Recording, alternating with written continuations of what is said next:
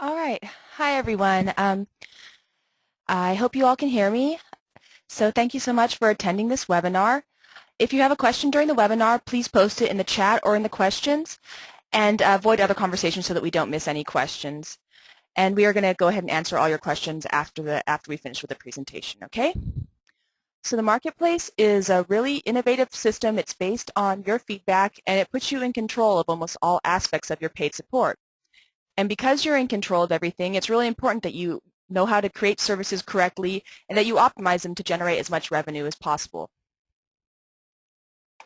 So in this webinar, we're going to be covering how the marketplace works, how to create services, how to correctly use important tools like the insert brand, insert product, and insert category buttons, how to duplicate services and why you want to do this, how to manage all your services, and how to control your availability so that you can sell services when and how you want to.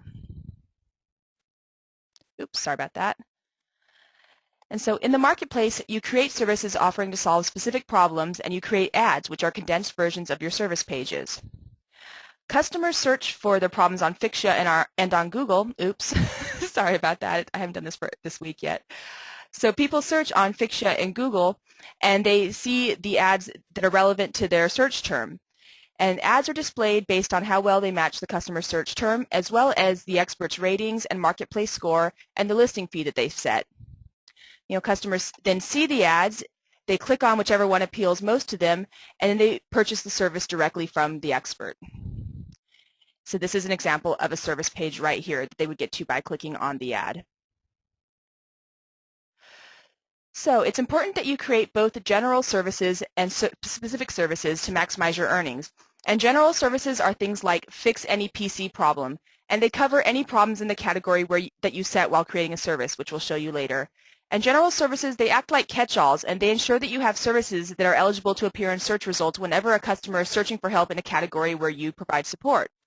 And then we also have specific services, and those address individual issues such as fix Acer registry errors, and they'll appear higher up in search results because they have more keywords in common with the search terms, and they'll resonate more with customers because they're about the exact issue that the customer is looking for. And so you should aim to create at least 10 or 20 services in order to ensure that customers see your ads. The more services you create, the more opportunities you'll have to earn. And I know that 10 or 20 can sound a little bit daunting at first, but it's actually really easy with the tools that you have in the marketplace, okay? And so right here we have an example, just a little chart where you can see a sort of a general service and then a counterpart in the same category to kind of understand the difference between general services and specific services. And once again, make sure to create at least one general service for each category where you're able to provide support so that you have something that can show up in search results. Okay? Let me find my mouse. Okay, now this is how you get to the service creation page. From either site, I'm sure you've seen it, there's the giant banner you can click on that will take you to the marketplace landing page from which you can reach all the other marketplace pages. And then on the new site, beta.fixya.com, you use the drop-down menu on the upper right to go to My Services. Okay, that takes you to the service page. And on both of these pages, you're going to find a button that will let you create a service. Okay, and now I'm going to show you what that looks like on the site, and we're going to get started. So here, just to reiterate, here's the button, here's the banner to take you to the marketplace landing page, and then on the new site, it's right. You can use this one right here, or you can use the drop-down menu to go to My Services. Okay, so now we're going to actually create a service, and we're going to create a general service. Okay, so this is the My Services page. We have like the video tutorials up here, some helpful links, and please note that this FAQ is a marketplace-specific FAQ, so you should definitely make sure to read it. Okay, here's the Create a Service button, so we're going to go ahead and create a service. Now, this is the page. Probably most of you have seen this before. Just make sure that you notice that at any time during the creation process, you can preview your service listing and see what the finished result is going to look like so far. And you can also save your progress if you want to take a break and you haven't completed your ad. You can save it in drafts and go back and finish it later. All right. So I'm going to create a service for desktops. I'm going to select desktops, and you can select a subcategory. In this case, Mac or PC desktops, or you can just leave it blank, in which case your service will apply to all products within that, or in subcategories within your upper category that you've selected. And you'll notice that there are also buttons beneath there that say, is this service for all brands in the category, and is this service for all products in the category? And you're generally going to want to leave these defaulted to yes, because that will give you your service greater reach and it will appear in more search results.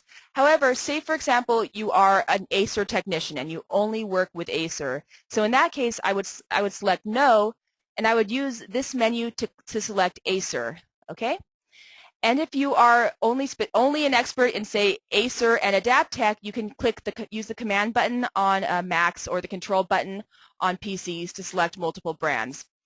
And so also along the same line, say I am only an Acer Aspire technician. For some reason, I only service that product. In that case, I'm going to select Acer here. I'm going to select no under all products, and all the Acer products will be under here, and I will select Acer Aspire. Okay, but I want to make my services more general, so I'm going to click both, yes, for both of those. Okay, and now we're going to create a title, and your title should clearly summarize what your service is about. And as with all parts of your service and ad, it's really important that you use proper spelling, punctuation, and capitalization, because it's your first impression, and no one wants to purchase assistance from someone who can't correctly write out their title, their description, their ad, all that stuff. Okay. And you'll notice that there are these buttons labeled Insert Brand, Insert Product, and Insert Category. These are really important. You use these buttons in your service, in your ad, rather than entering actual product information, and that tells FixYa where to customize your service to match the customer's product. So for example, I'm going to create a PC desktop service offering fast help for any problem. Okay? Oh, you can see I've done this before, okay? But I want FixYa to automatically customize this. So I'm going to put my cursor between any and problem, and I'm going to click Insert Brand. And now you can see beneath that, you can see beneath that what's a preview of what one possible permutation of that would be, which is if the customer was searching for 3M, you see it says fast help for any 3M problem.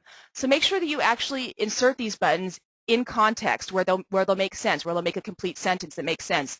Don't just add them on to the end, and don't enter the actual specific brand into here or anything else. You want to just click the button and do Insert Brand, or you can also just type out bracket brand close bracket but just make sure to check your finished product so that you know that it's worked correctly. Okay.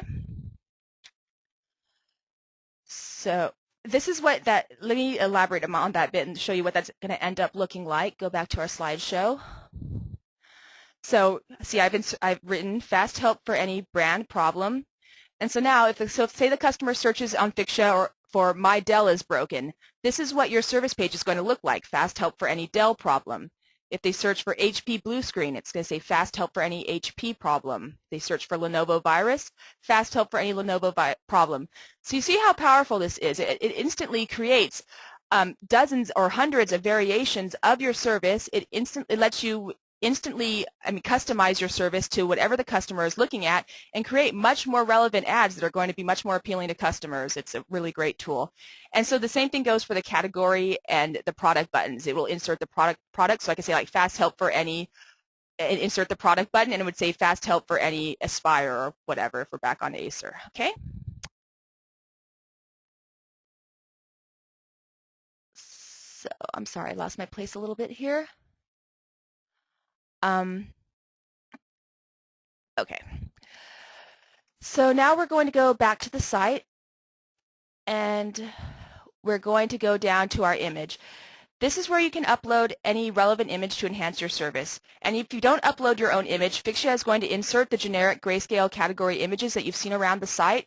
And when the customer is searching within a category for a product, they're going to see a lot of those grayscale images. So you really want to, whenever possible, add your own relevant image to make your service stand out. Okay? And those of you who have known us for a long time will be really pleased to see that we have increased our image upload to a much more reasonable size, to 5 megabytes. Okay? So I'm not going to do this now, but you guys should all definitely upload an image for your services. And next we enter our service highlights, and those are also really important because customers, as we all know, they don't like to read a lot. They don't oftentimes read your longer service description. So here's where you want to highlight the most important aspects of your service, any key benefits to the customer, or any special features that you offer, like remote support. You want to enter a different highlight on each line. Because highlights are automatically bulleted in the finished product, you don't want to start a sentence on one line and continue it on another one because it's going to look strange. And by that same token, you don't want to just fill in the second or the third bullet. If you only have one or two bullets, start from the top, okay? So I'm going to enter for my highlights. Let's see, I'm going to enter accurate diagnosis. I guess I could just do this. I've entered step-by-step instructions and remote support available. So these are my service highlights. And next we have the service description, and this is where you explain exactly what your service addresses, what you're offering to do, how it's going to improve the customer's product, and any other information that you want them to know about your service. And this is a really great opportunity to use keywords, and those will make your service appear higher up in search results, and they can attract traffic directly from Google. And so don't just use keywords that you find relevant, but also consider how the customer is going to phrase their question when they search for help, and what sort of wording they're going to use. So try and put yourself in their mind and use those keywords as well. And then once again, make sure to use the insert brand, product, and category buttons as much as possible so that these ads can be dynamically customized to match whatever a customer is searching for. And also remember to create a professional impression and use correct spelling, grammar, and punctuation. Then also, if you find that your service description is getting longer than a few lines, break it up with line breaks so that it's easier to read, because once again, customers don't like reading large blocks of text. None of us do. Okay? So I'm going to enter my description. And you can see where I have used the brand and product buttons here so that I can have my ad, so that FixYa can customize my description to match the customer's product. Okay? So next we're going to set our delivery method and pricing.